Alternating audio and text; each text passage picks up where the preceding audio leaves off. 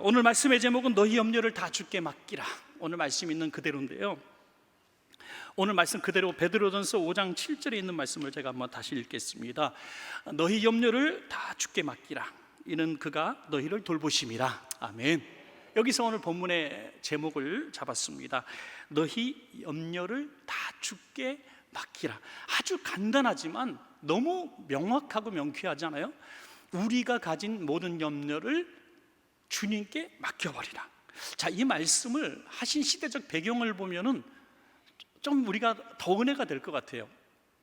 베드로 사도가 여러 곳에 본도 갈라디아, 갑바도냐 또 등등의 우리가 지금 관광으로 다니는 그런 지역들이죠. 소아시아에 있는 지역 여러 교회들에게 주신 편지거든요. 거기 보면 이방인들이 개종해서 또 오신 분도 있고 유대인 개종자들도 있고 또 많은 구성원들이 모여서 비밀 예배를 드리고 있는, 또 지하에서 예배 드리고 있는 그런 상황이었습니다.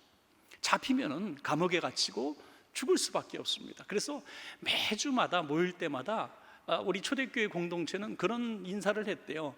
우리가 천국에서 만납시다 라는 식의 인사를 했다는 겁니다. 왜냐하면 그 한 주간 사이에 또 잡혀서 죽을 사람이 있기 때문이죠.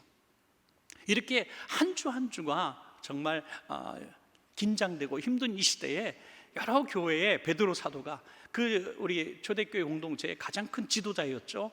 베드로 사도가 이제 서신을 보냈는데, 무슨 서신을 보내겠어요?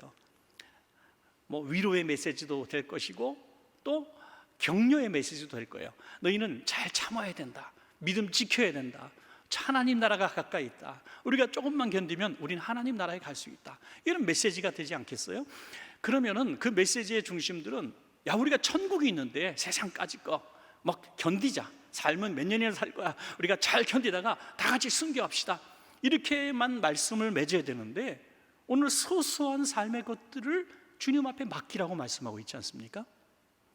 저와 여러분도 사실 우리의 인생의 목적 다 내려놓고 우리의 가장 중요한 소원은 물론 하나님 나라입니다. 하나님 나라와 바꿀 수 없어요. 물질도, 성공도, 병고침 받는 것도, 자식들이 잘 되는 것도, 갑자기 우리가 원하는 소원이 이루어지는 것도 하나님 나라와 바꿀 수는 없습니다. 그렇지만 그 하나님 나라를 위해서 우리가 사실 아무것도 소원도 바라보지 않고 내려놓고 그냥 무소유로 그냥 하루하루 그냥 살아가면 될 거 아닌가? 그렇지 않다는 거예요.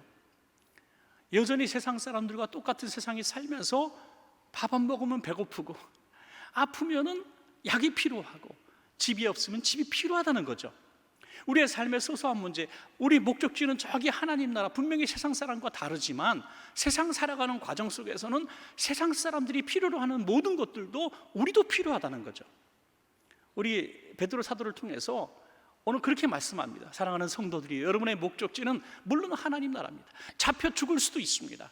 그러나 오늘 하루하루 살아가면서 염려스럽고 필요한 것들이 있거든 하나님께 구하십시오 하는 거죠. 이런 얘기죠. 하나님은 저 천국의 입구에서 우리를 기다리며 빨리 와 빨리 와, 조금만 참아 견뎌, 이렇게 응원하시는 분이 아니라 지금 이 고난의 현장에서 하나님 나라까지 동행하시는 분이다. 할렐루야. 동행하시는 분이야. 우리가 그렇게 바라보면 입체적으로 볼 수 있습니다. 우리는 목적지를 향해서, 주님 계신 그곳을 향해서 달려가는 게 아니라 주님과 함께 목적지로 가고 있는 것이죠.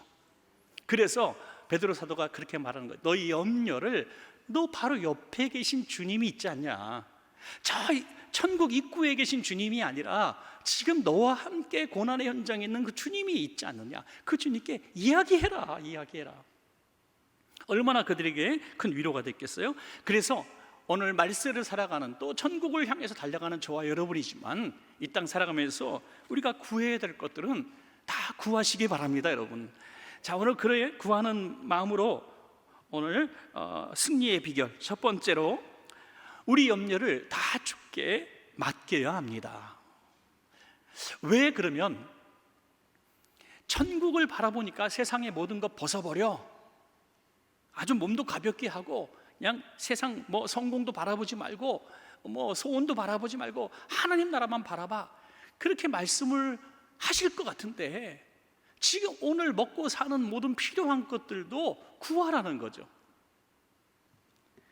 염려하는 모든 것들이 왜 우리가 그것이 오히려 더 짐이 되고 다른 박질하는데 방해가 될 것인가 하는 거죠.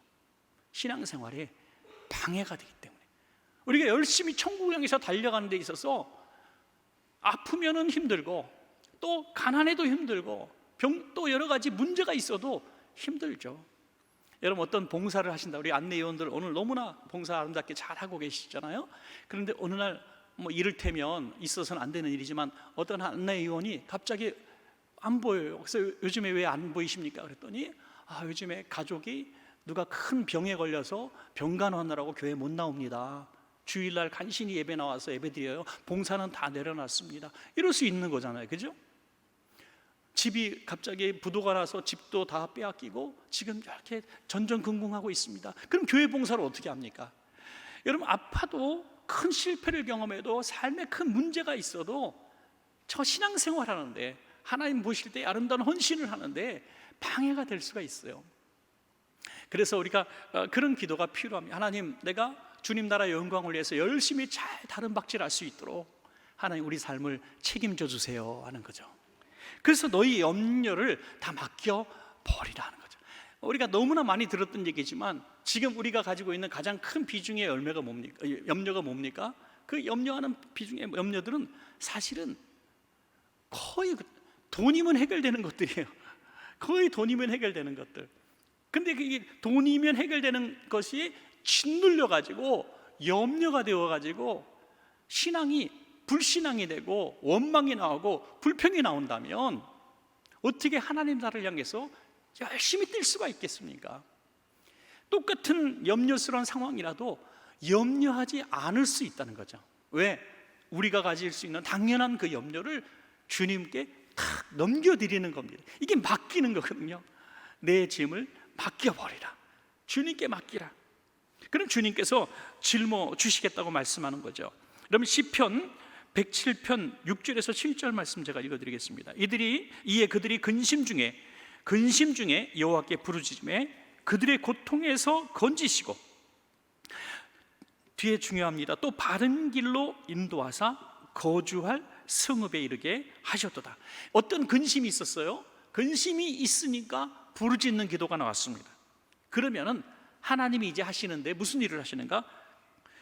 고통에서 건지시고, 우리가 고통이 있기 때문에 부르짖었으니까 그 고통에서 우리를 건져주시고, 그러면 응답이 끝난 거죠. 사실 어떤 문제를 가지고 고통 속에서 하나님 저 고통스러워요 건져주세요 하면 그 고통에서 우리를 건져주시면 응답이 된 겁니다.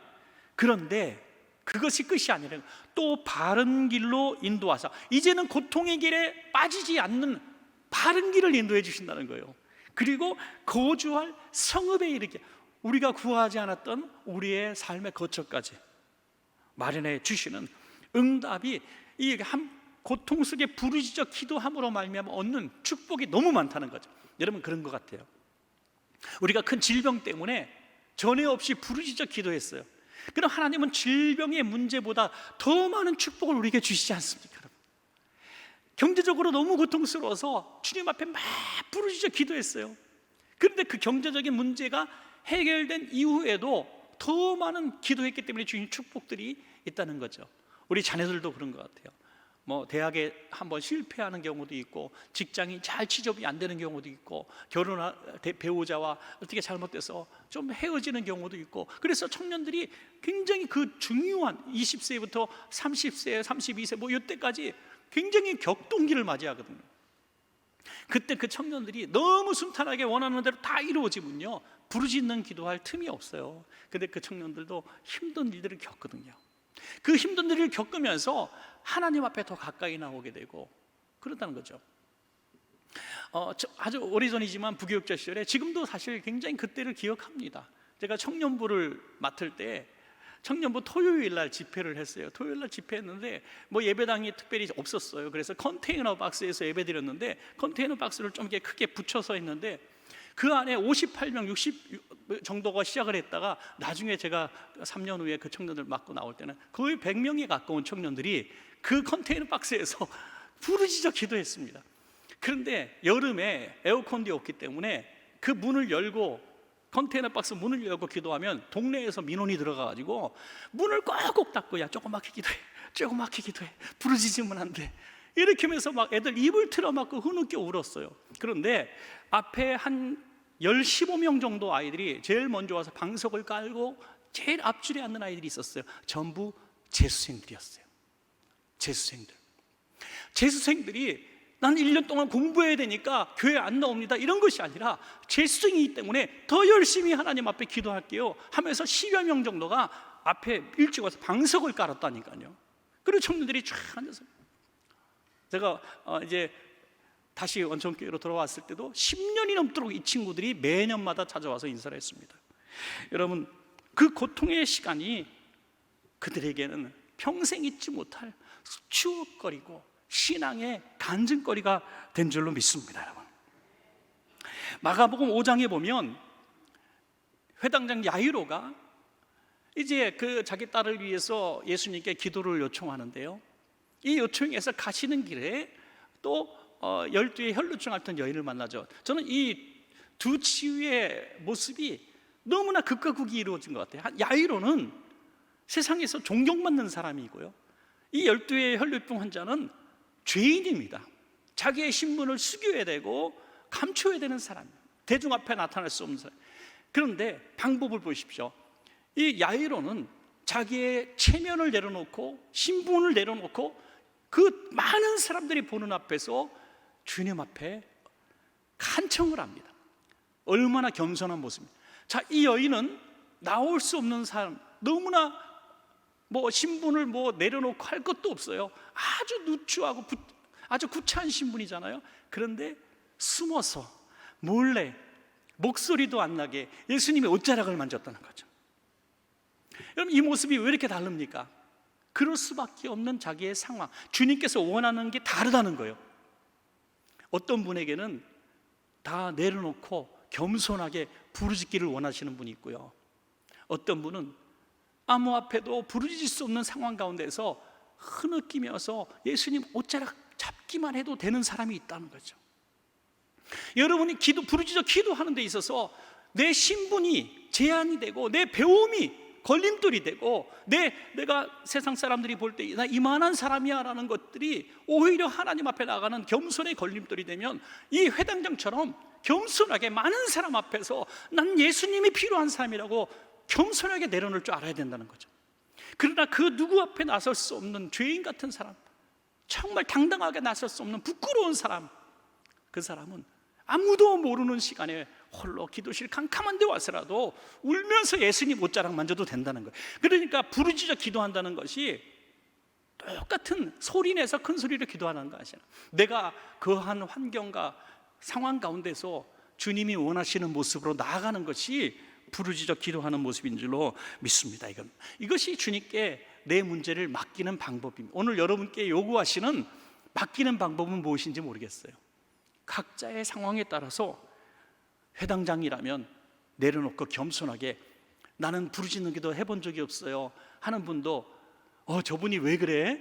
저분이 난 소리 내서 기도하는 건 처음 들었어 할 정도로 한번 부르짖어 기도할 필요가 있는 거고요.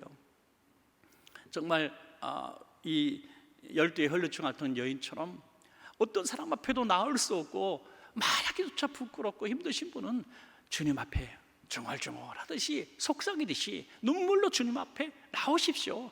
주님께서 그것을 주님께 짐을 맡기는 것으로 여기시고 동일하게 받아주실 줄로 믿습니다. 여러분, 자, 두 번째, 염려를 주는 마귀를 대적해야 한다는 거죠. 염려가 거저 생기는 것이 아닙니다.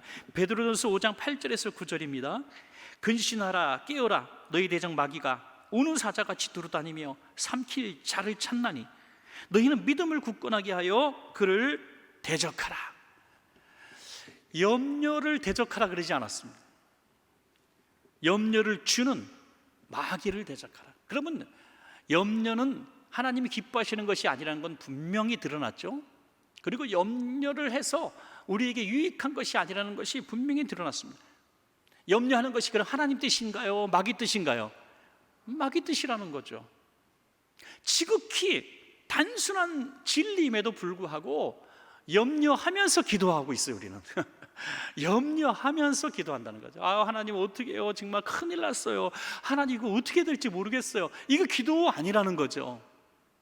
하나님 이 염려를 주는 내 마음을 복잡하게 만들고 할 수 없다 하게 만들고 나는 망했다, 나는 끝났다, 나는 실패했다, 나는 가망이 없다, 희망이 없다라고 생각하게 만드는 이 상황을 보고 기도하는 게 아니라 그런 마음을 주는 마귀를 예수 이름으로 대적해서 물리치라는 말씀이죠. 여러분, 놀라운 것은 우리가 염려를 붙들고 집착하며 여기에 집중하며 기도하는 게 아니라 마귀를 향해서 대적하며 기도하면 마귀가 떠나가는 순간에 내가 가졌던 모든 무거운 무게들이 다 해결된다는 거죠. 주님께서 맡아주신다는 것입니다. 마가복음 16장 17절에 믿는 자들에게는 이런 표적이 따르니 곧 그들이 내 이름으로 귀신을 쫓아내며 그랬습니다. 귀신을 쫓아내며, 예수 이름으로 귀신을 쫓아낸다. 귀신도 여러 가지 귀신이 있잖아요. 염려를 주는 귀신, 마귀들이 있다는 거죠. 염려도 그냥 나는 염려가 많은 사람이에요. 습관적으로 염려해요. 그냥 어떡하지 하는데요, 우리가 하는 염려의 92%는 하나만 한 염려래요. 하나만. 예.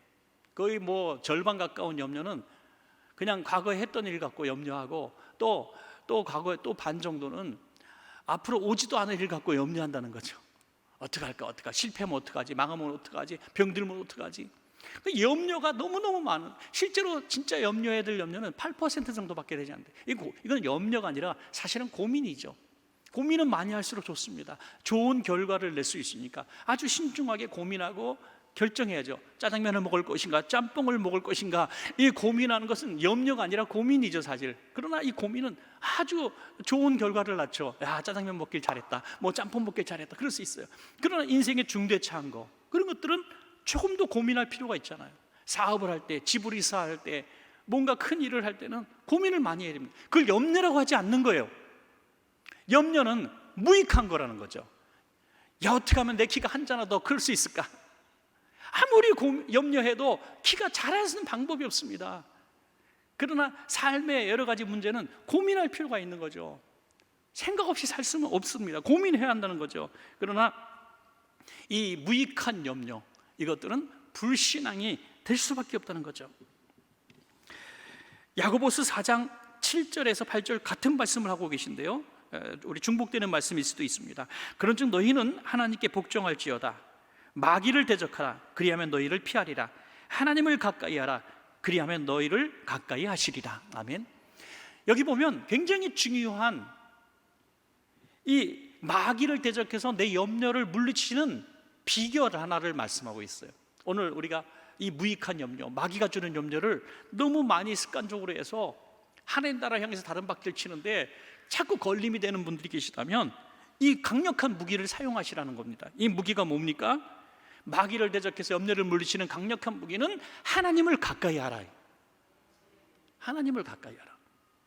하나님을 가까이 하면 마귀로부터 멀어지게 돼. 이거 빛과 어둠이 하나가 될 수 없잖아요. 동과 서가 서로 반대 방향이잖아요.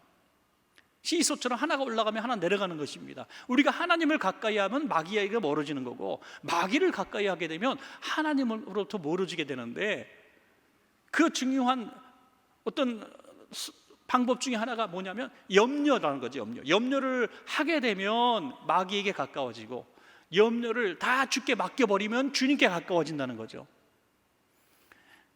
우리가 신앙생활하면서 그냥 너무나 큰 거, 거룩한 거, 하나님이 주신 사명과 비전, 순교적인 일들, 그런 것들만 바라볼 게 아니라 그냥 소소한 삶의 염려들 있잖아요. 내일 뭐 먹고 살지? 정말 이런 걱정들조차 내가 점점 하나님으로부터 멀어지게 만드는 마귀의 방법이라는 것을 우리가 정신 바짝 차리고 깨달아야 된다는 거죠. 그러니까 습관적으로 자꾸 염려가 나오시는 분들 있잖아요. 이를테면 45평 집에 처음으로 들어가셨어요. 평생 처음 결혼해서 50년 만에 너무 축하해서 갔더니 목사님 너무 좋아할 거 하나도 없어요. 반은 빚이고요. 이 가구를 어떻게 채워낼지 걱정입니다. 이렇게 말씀하시면요, 신방 가서 되게 실망스러워요. 예. 그럼 다시 작은 집으로 가시죠. 그러려다가 말았다니까요. 왜? 염려는요, 평생에 얻지 못한 제일 큰 집을 선물로 받았어도 불평하는 게 염려예요. 그렇게 염려하는 사람들은요, 진짜 재미없어요. 뭘 해도 재미없어요.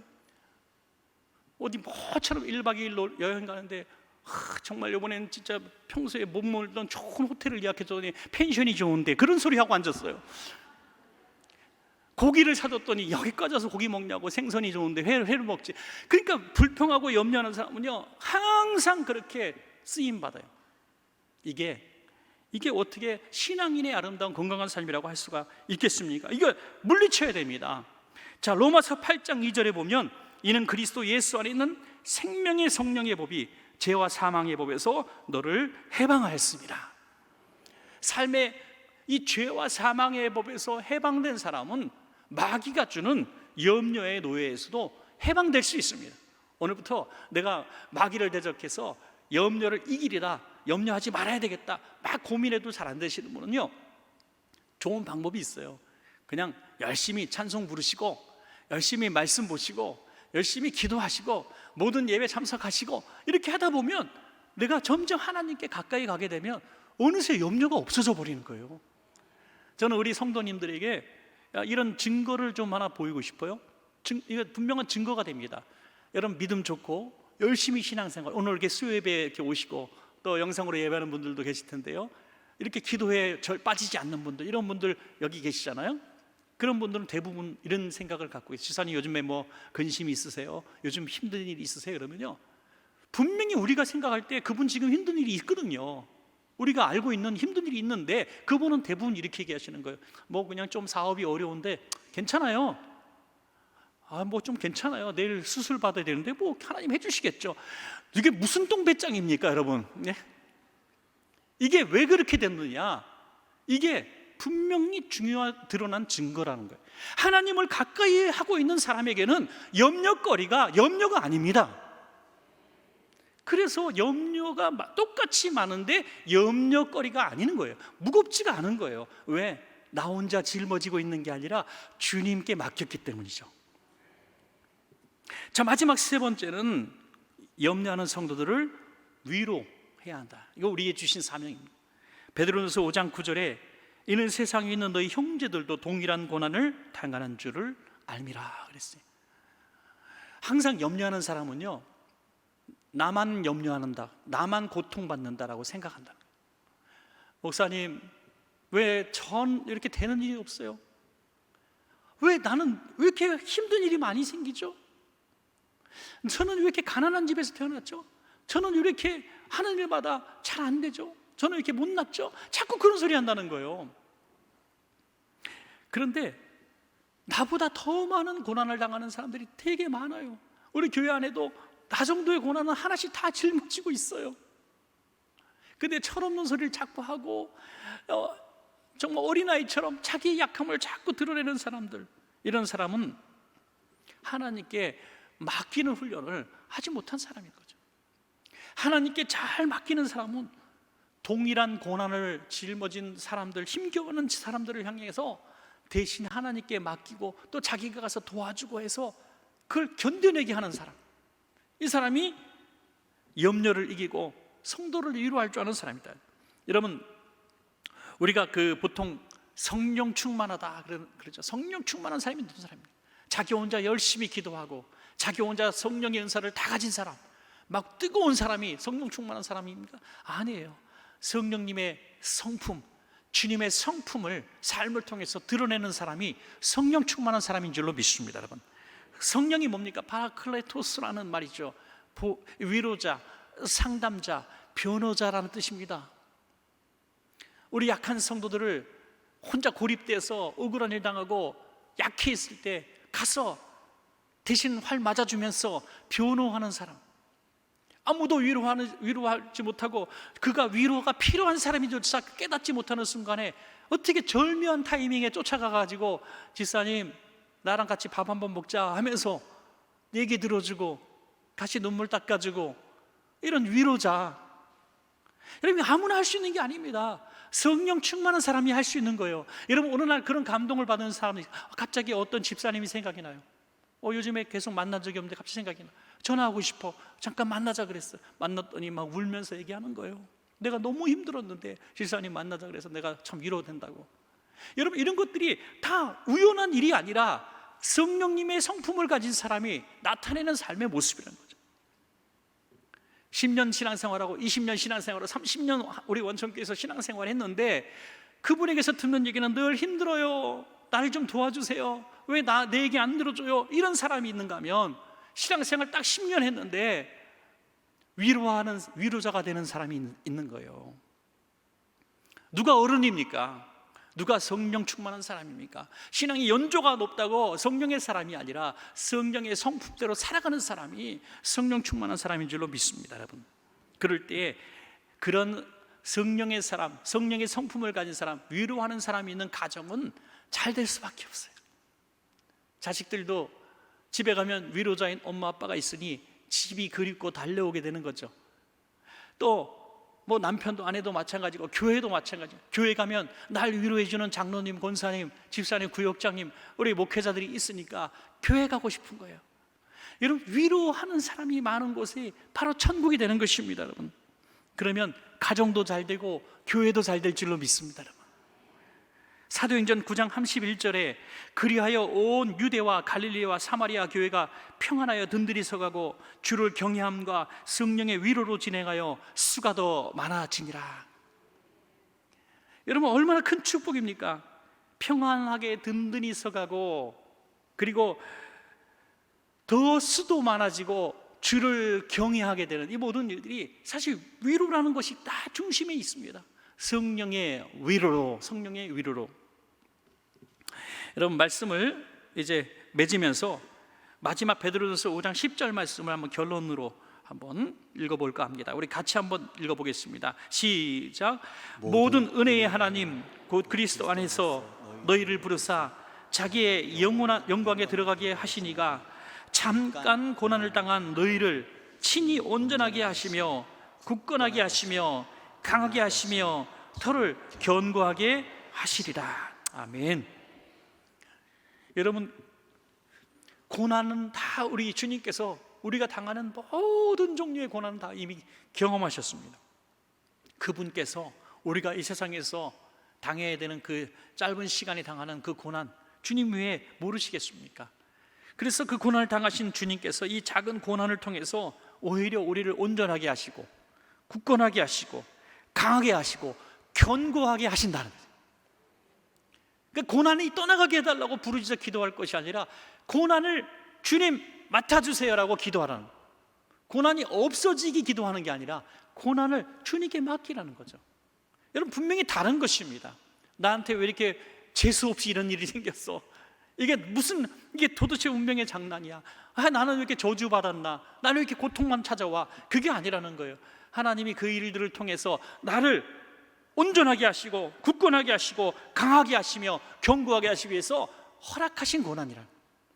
이걸 가지고 부르짖어 기도하고 주님께 맡겨드리고, 그리고 오히려 우리가 잘 견디고 성장해서 우리가 그 모든 경험들, 그 경험들을 가지고 동일한 고통을 당하는 자들을 위로하는 위로자가 돼요. 전에 없는 사별의 아픔을 겪으셨습니까? 우리 교회 안에 사별의 고통을 겪은 분들이 한둘이 아닙니다. 그분을 찾아가서 적극적으로 공격적으로 위로해 보십시오. 자식 문제로 아파하는 성도 있습니까? 내가 자식 문제로 아파했던 경험을 가지고 자식을 때문에 아파하는 성도를 찾아가 위로해 보시기 바랍니다. 한번 경제적으로 고난을 받아서 부도나고 망해가지고 길바닥에 내앉았던 경험이 있는 분들이 있습니까? 정말 쌀 떨어져서 라면 꾸러 다니는 성도들이 있었습니까? 오늘 괜찮으니까 그때를 부끄럽게 여기지 마시고 오늘 그런 성도들 찾아가셔서 위로해 주시기 바랍니다. 이것이 바로 우리의 염려거리, 우리 고난거리들을 성도들과 함께 공유할 때 초대교회처럼 강하게 설 수가 있다는 거죠. 여러분, 초대교회는 바로 그랬습니다. 자기 소유를 팔아서 구제적 차원에서 가난한 성도를 도왔고, 또 작은 초대교회들이, 소아시아 여러 교회들이 자기도 견디기 어려운 작은 교회였지만 헌금을 모아가지고 선교사를 도와줬다는 거예요. 또 여러 교회를 도와줬다는 거예요. 선교적 헌신과 구제적 헌신이 같이 있을 때 초대교회가 아름다운 신앙의 공동체가 될 수 있습니다. 말로만 사랑하는 교회, 말로만 좋은 교회, 이게 아니라는 거예요. 구역 속에서, 기관 속에서, 우리 한두 명의 만남 속에서 이런 주고받는 은혜가 있을 때에 이것이 위로하는 교회가 된다는 거죠. 사랑하는 여러분, 말씀 맺겠습니다. 오늘 저와 여러분에게 당한 염려거리들, 염려 다 주님 앞에 맡겨드리고 저 천국까지 주님과 동행하고 또 성도님과 동행하는 승리자들 되시기를 간절히 축원합니다.